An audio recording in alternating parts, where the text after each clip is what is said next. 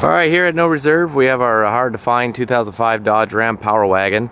It's originally from California, so it has all the California emissions decals that it pass. So it's a rust-free truck. It's in, I believe, all original paint. It's really hard to find. They only made these for a couple years, but the regular cabs are extremely hard to find. So if you're not familiar with the Powerwagons, they're definitely different than your regular Dodge 2500. They have the 1-ton cab lights on the top to start. They have 456 gears, which you can only get in the Powerwagon. It's got lockers front and rear. It's got sway bar disconnects, and a couple other things that are specifically designed just for the Powerwagon. It's got the 5.7 Hemi, just a little over 157,000 miles. Clear Washington title, no accidents. Been around this, and I believe it's all original paint. But as you can see, as a Powerwagon, these things are kind of some of them were bought to be workhorses. I mean, they were, basically built to be one of the, the most capable off-road full-size trucks that's ever been produced. And they were limited quantity, so that's why they're hard to find. But, this one does have some bumps and bruises. I took this on trade and had original intentions of, we were going to get a bed and get the frame shortened down. We've had some long beds shortened down in the past, and me and my son were going to use this for a wheeling rig. Because the drivetrain alone, the motor and tranny are extremely solid. It's got a ton of power, but the 1-ton, 3/4 ton axles with the 456 gears is extremely valuable. But it does have some bumps and bruises along the way, and that's not something I was concerned about. Obviously, we were going to be swapping out the bed and doing a shorty. But we got some plans to change, so we're just going to stick with the Scout for our 4-wheeling rig. And we're going to be moving shops next summer, so less vehicles and less projects and ideas to move will be a little bit better. So that's why we're going No Reserve on this one. We'll start out on the front here. It's still a good looking truck. It still shines up nice. It's got the forged aluminum wheels. It's got Bilstein shocks all the way around. The brakes were done not too long ago with the calipers. Tranny was serviced. It's got fresh oil change. AC works, heater works, power windows, power door locks. It's got the keyless entry that works. All that stuff, everything works, electronics wise. So we'll start out here. You're just gonna have little scratches that are gonna be found throughout the body. If you want this thing to be primo, you're gonna be wanting to do a paint job on it, and obviously replace some. It's got scrape, a little dent down here, a little dent on the rocker. This thing obviously was used as a work truck. Got a little dent down here in the cab. A lot of these are soft, so you could have them actually pulled out. Little dent there. Each bedside's got multiple dents and dings and scratches, and more than I can explain. But again, that wasn't. If you're looking for a vehicle that you work out in the Forest Service or a work truck, extremely capable work truck, or you're like up in like Alaska type stuff or snow plows, you couldn't really have a better truck, especially being a regular cab, because they're really agile, really easy to get around. Obviously the tailgate's been replaced, but it is a really nice straight unit. Tail lights got some chips in them, got some wear. Surprisingly, the rear bumper's pretty nice. The chrome tips a little rusted out, stuff like that. Rear bumper's got some dings, small ones, but not bad at all. Got some scrapes on the bedside here, a little dent. Some little dents here. A lot of them are kind of hard to see because they're kind of soft dents. But you got some scrapes here, and then so really, I mean, this truck, if you were just to find a nice red bed or get a bed and repaint it, the cab forward really doesn't have much stuff. I mean, there's a dent on it right over here, but I think you could probably get behind there because there's no paint damage and pop it out. So really, all you'd have is some scratches here. You'd have this dent to pop out, and you'd have just kind of like wear and tear and scratches. I mean, you're gonna see these things throughout. It was used. There's no cracks in the window. Little dents on the hood here. Front lights got a little bit of fogging. Front bumper's really nice. There's a little bit of scuffing on the plastic there. Grill looks good. Just has your kind of typical little bit of aging and little delaminating bubbles, but stuff like that. Pretty minor. Again, you got some scratches, some dings on the top of the hood. Just overall be a killer rig to be used for work or for off-road, or you got a build going, and you're gonna get it extremely cheap. We're going No Reserve. Got some scrapes on the mirrors broken, but the defog still works. Scrapes and scratches, you can see from going brush. I think this guy might have done tree service or something, or worked somewhere where there was brush, or he had a house with a driveway overdrawn. But the bulkhead isn't all smashed in. The rail's got some dents. 285 KO, still got the original 285 spare. But I'm not sure if this one's got a leveling kit. I haven't been around that many Power Wagons. I mostly would just seen them in the magazines, and I haven't seen one in years, so that's kind of why I thought this would be a fun project. But it does sit a little higher, so you could stuff 315, 35s on there, no problem. I have heard of some guys trimming this a little area right here and running 37s on the factory 17s. So the interior, same thing. It's got some use. You know, you got scuffs throughout the dash. You know, the glove box and stuff like this. No cracks on the top of the dash. No holes drilled in anywhere. Cup holders fold down and open up nice. Same with the ashtray, opens up nice. But the seats could use some, you know, you got some slits and you got some darkening stains. Overall, what I was gonna do was gonna get some beard seats, or just get some, you know, keep my eye out for some Laramie tan ones, and I was gonna pop those in. And I was actually gonna put a rubber floor mat in, but if you replace the carpet and find some little better seats, you'd have pretty nice interior. But the door panel's got the same kind of scuffing. It's a little dirty. The truck overall, if you wanted to leave it exactly the way it is, could use an overall good detail. You know, inside's a little dirty. I haven't done anything but put a few miles on it, driven around and had some fun with it, because it's got a ton of power. I mean, the 5.7s get up and scoot. 175, 878. You know, door panel's got some, you know, dark. See, it's just a little dirty and stuff like that. You know, I just hit a little bit of glass cleaner, but it needs a deeper scrub. It needs a good scrubbing in here. But with the plans we had, I wasn't too concerned about it, and not knowing the plans is for the next guy, because this isn't really the truck for a guy who's looking for a low mile, you know, perfect truck is gonna buy. So got a little tear here. The seats move front and back nice and easy. Steering wheel's in pretty good shape. There's no slits or anything like that. It's just a little dark around the tire, the outer wheel edge. But you know, you'll see a little bit of scuffs and lots of close-up pictures, so please zoom in and check those out. You know, headliner doesn't have any holes in it or anything, but it is missing this little light. I noticed, kind of forgot about it, but you can get those online for dirt cheap. It's just a couple of bucks. It's got the EPA emissions decal right there. You know, I got a zoom in picture of it. You know, the hood stays up. No, she's never been in a wreck. None of this stuff's been messed with. 5.7 Hemi. You can see it hasn't been all detailed. You know, it looks like he might have had through a little bit of dirty water, not really necessarily mud, because it's not caked on mud or anything like that. The actual floorboards are pretty nice and clean down below. We got pictures of all that stuff.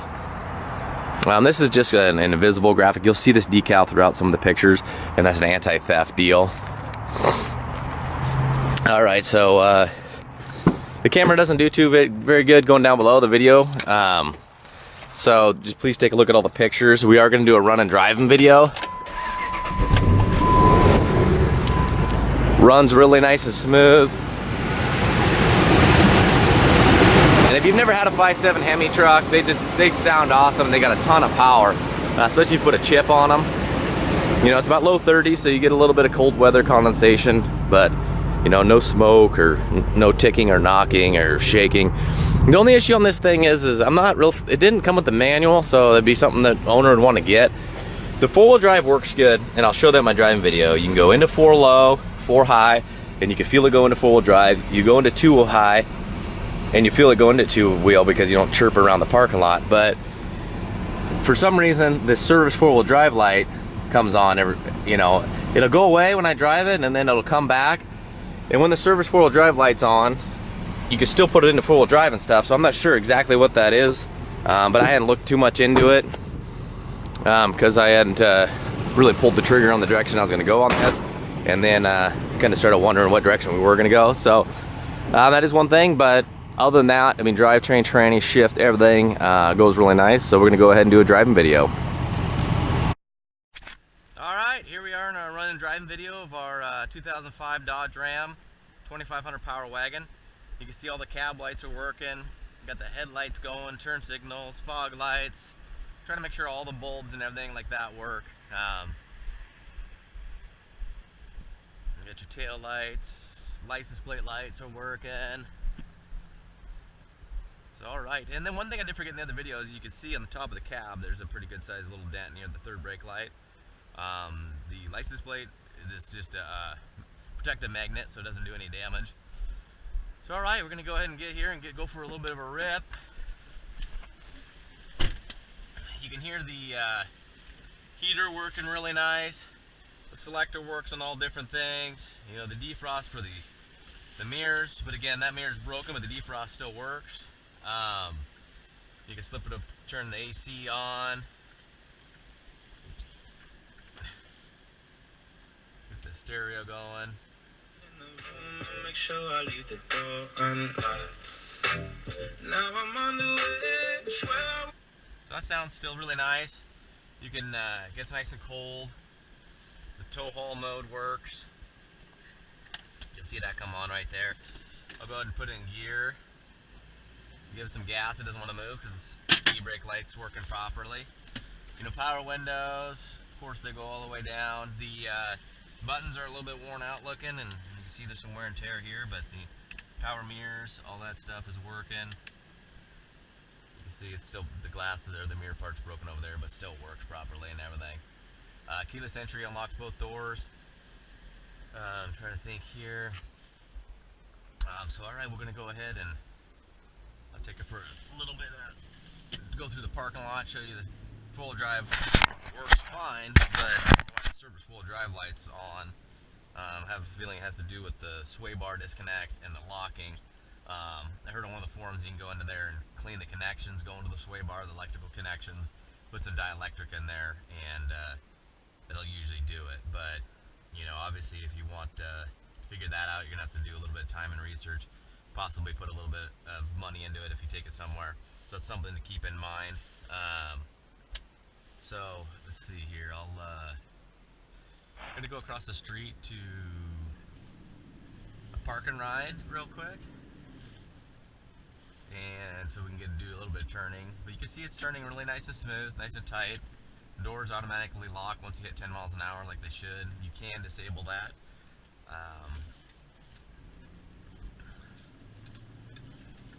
I'm going to turn into here, and you can see how when I do some tight corners, it's not going to grab or anything. It's not going to be chirping and pulling. You know, I can do nice smooth corners because it's in two-wheel drive, going to four-wheel drive, and you can see it hopping around like it should. It's grabbing correctly. And then you can it's back into two-wheel. Go ahead and back on out to get it disengaged.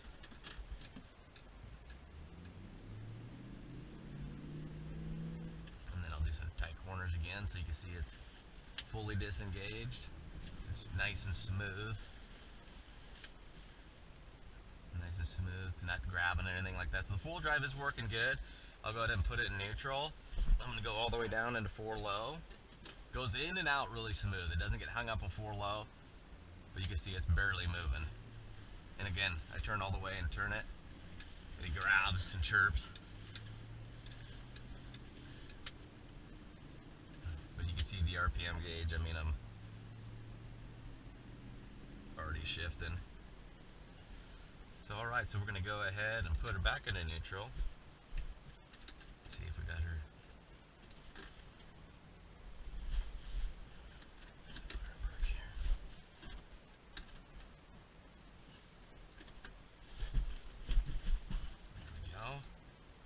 Here we go. There's two-wheel. So we're going to go ahead and I got into tow haul mode, but you know, you can just never use tow haul mode, but I kind of turns off the overdrive, and it just takes a little bit of wear and tear out of the transmission, or if you're going to be towing, but you could go ahead and never use that. You know, windshield wipers work. They work at all different speeds, of course.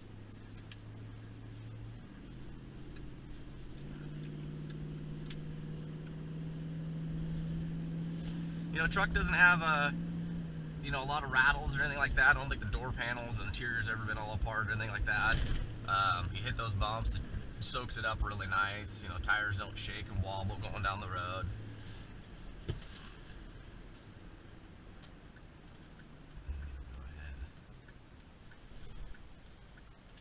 Hopefully traffic allows us to get out on the highway and do some decent speeds. But overall, these trucks are really hard to find. I love regular cabs. I love 3rd gen Dodges. I have 05 Cummins I bought brand new. Always wanted one of these trucks, and so when I had the chance to get it, and you know, I had plans to make something extremely cool out of it, jumped on it. So hopefully the next person has some good plans for it, or at least gets a new bed for it and gets it spruced up again and gets her looking good. So you can see it shifting through all the different gears. The RPM's dropping, shifts really nice.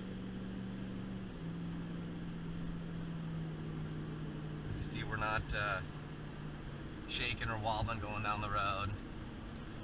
I'll hit the tow haul mode. You'll see the RPMs drop off because it basically turns the overdrive off to a certain RPM zone, and then it goes back in.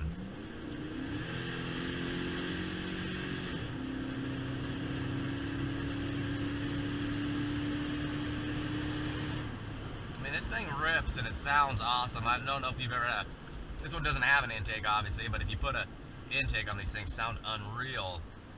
They have the deepest and the loudest throttle body sound I've ever heard on a vehicle. I had an 03 Hemi, I had an 04 Hemi, bought the 03 new, then bought 04 new, and then traded in on the Cummins, and then I've had I've probably had a dozen Hemi half-ton trucks since, and a couple of 3/4 tons. So, but just love these trucks. They have great power. This steering wheel, I know, is a little bit off to the right-hand side, depending on the crown of the road. Sometimes it'll be kind of straight, but it drives nice and straight, but the steering wheel's just turned a little bit, so probably do for alignment. You know, it's going to need some little stuff like that, but it doesn't have any mechanical needs, doesn't need brakes, doesn't need an oil change, doesn't need tires, doesn't anything like that. But it's just kind of one of those deals where you're probably gonna, you know, make a little bit of a project truck, maybe spend a weekend on it, or get it dropped off somewhere, and just go through and make sure everything's up to where you want it to be. But again, if it's going to be like a farm truck for you, or it's going to be a work truck, rarely seen on the roads, you know, stuff like that, it doesn't really matter. So you can see it just soaking up these bumps.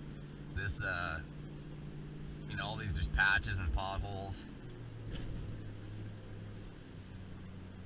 It just soaks them up nice. And the steering's very nice and tight. There's no ball joint clunking or ticking, or when you go into these tight 90 corners up here, there's going to be, you know, it's pretty much 90, 90, 90, and you'll see the steering box is really nice and tight. This isn't a big leak or anything like that. It doesn't have anything going on. You know, the motor's a little dirty and a little greasy, and there's, you know, seepage from the last, you know, near 15 years, but nothing major, nothing you wouldn't expect. So it's nice and tight. Wants to bounce back automatically, which shows it's a good steering box. It's not all slush box and just wants to stay turned. You know, gives you good resistance coming through here.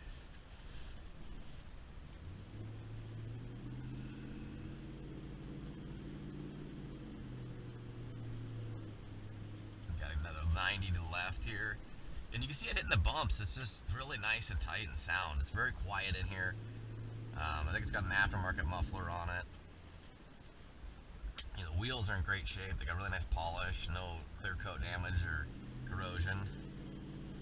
So alright, this thing's going at no reserve, and with the 5.7 Hemi, transmission shifts great, and the 456, you know, 1-ton axles front and rear with lockers. I mean, this thing, for its drivetrain alone, is very valuable and desired. So good luck, and I look forward really to seeing what the next owner's got planned for it, whether it be just fixing up and getting it back to showroom, or if they got just a killer platform for some type of fun rig. So good luck.